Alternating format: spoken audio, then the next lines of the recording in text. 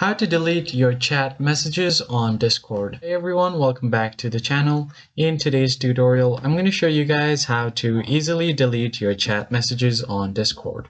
But before we get started, don't forget to hit the like button down below and subscribe to the channel. Now let us jump right in. Discord does not have the ability to delete the chats entirely. So what you are going to do here is first go ahead and search for on Discord GitHub. Now hit enter and just open the first option that you see. So this is the official GitHub for on Discord.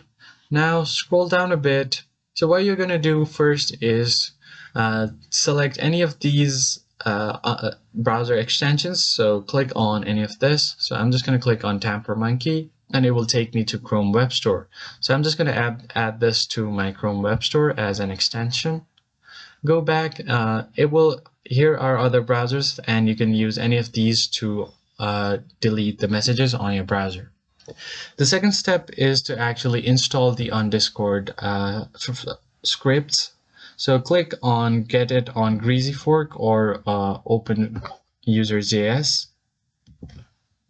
So you will find all of the script right here. And what you want to do is click on Install this script. Now this will open through your Tamper Monkey extension that you've just added, and the entire source code is provided here. So if you're curious about anything, the entire source code, you could find it right here. Now just click on Install, and the source code will also be installed. Now after you've done that, you're going to go back to this URL right here on the GitHub and download Violent Monkey from there as well. And go to your Discord and refresh the page. Now on the top right corner, you'll find the trash icon added, which is from on Discord. So click on any of the chat that you want to delete.